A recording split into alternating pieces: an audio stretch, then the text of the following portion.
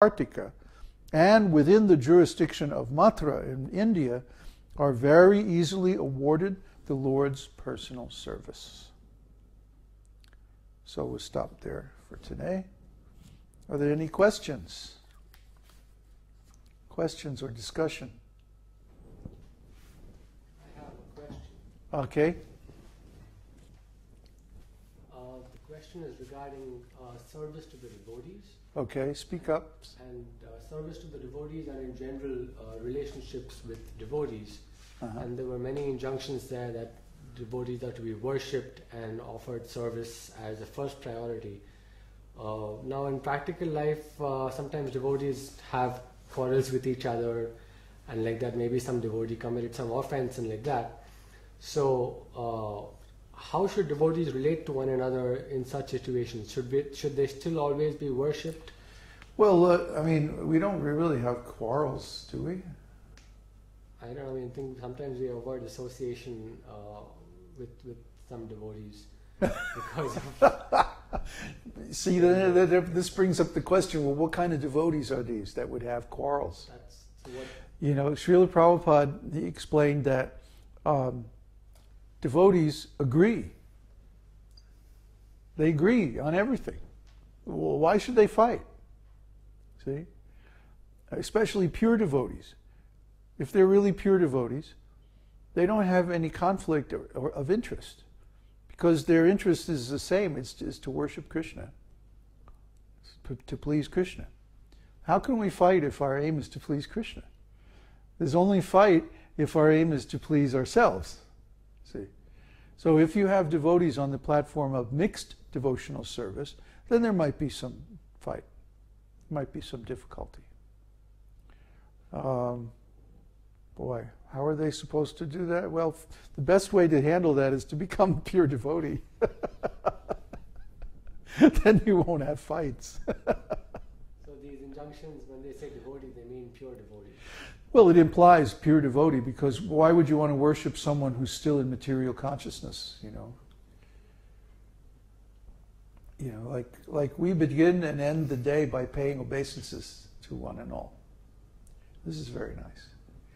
And Srila Prabhupada taught us that to resolve conflicts, we should research the matter in the Shastra and discuss it until we reach consensus.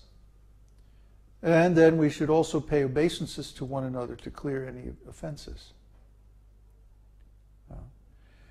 So the neophyte devotees may not be able to execute this process nicely or properly. And they may, or worse, they may try to do the external part without actually coming to a resolution of the difficulties. This is dishonesty, see? And then they may go and separate without having actually resolved the difficulty. And then this is what leads to the separation and the dissolution of the devotional sangha, you know. Just like we had one member here who had some disagreement, but who kept it within himself, and he didn't discuss it completely until it was resolved. And so this problem built up and built up and built up, and eventually he had to leave. We tried to help him, we tried to correct him, but he couldn't accept the correction, and so he had to leave. Not that we forced him to leave. He decided to leave. You see how it works? Because he committed some offense against devotees. And the offense in this case is not being truthful. This is usually what happens. Usually neophyte devotees, they'll have some conflict, some argument, either over philosophy or over service or over politics or some nonsense like that. They're having the argument in the first place because they're not perfectly pure.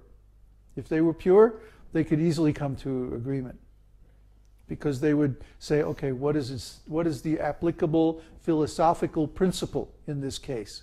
And they would research the Shastra until they found it, and then they would accept the verdict of the Shastra, both sides. Okay, then it's resolved. and then they pay obeisances to each other, forgive each other, hug, and then go home, and everything is okay. But if they're not honest, one side or the other will keep a grudge. Oh, he beat me this time. Well, I'm going to get him the next time. Or they may not actually accept the resolution. They may say, well, it says that in some book, but I'm not going to believe that. I'm not going to accept that. But they'll accept it externally, you see, but not internally. This means that person is insincere. They're insincere, so they don't really accept the resolution, and then the conflict continues in another way, or even worse, it goes underground. And then it can't be resolved. So, this is human nature, I suppose. But it's not pure devotional service.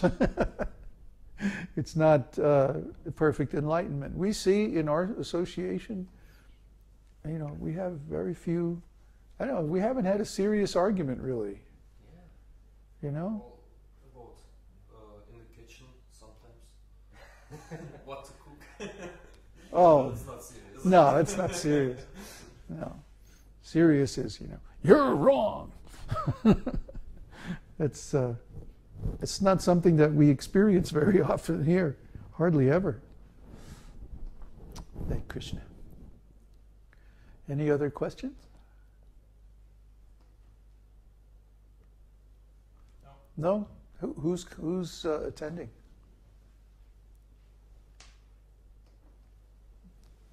There's Devesh, Jeffrey, Alan, Jennifer, and Darshan, Krishna, Prapti, Marino, and Venu.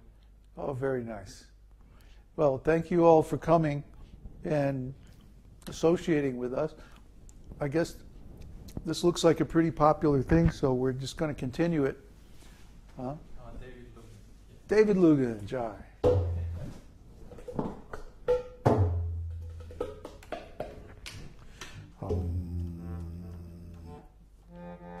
Still an F. Amazing.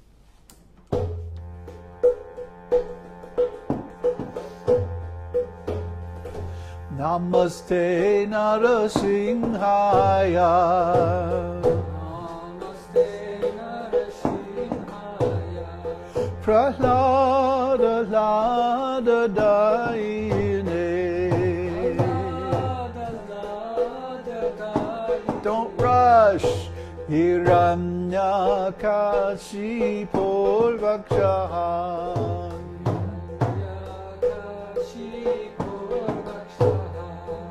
Shila Tankana Kalae.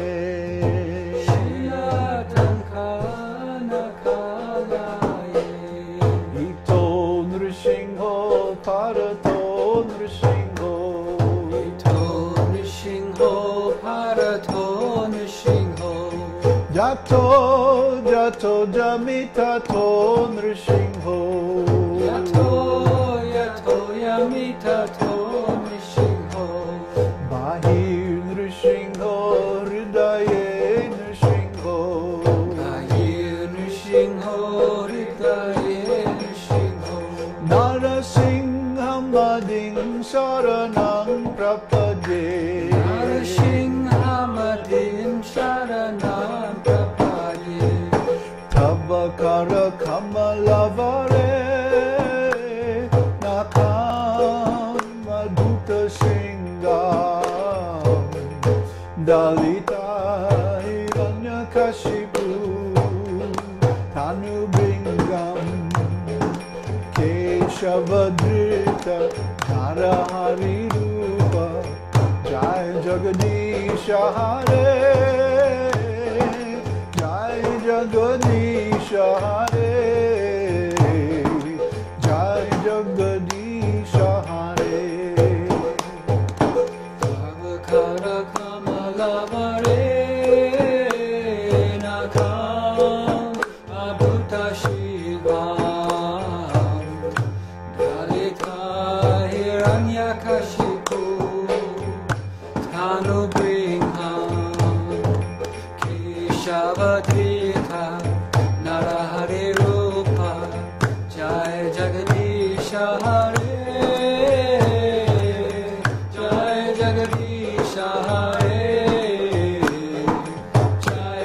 Jagadish Hare. Avakara Kamalavare Nakam Adhuta Sringam Dalita Hiranyakashipu Tanubringam Keshavadrita Narahari Rupa Jai Jagadisha Hare Jai Jagadisha Hare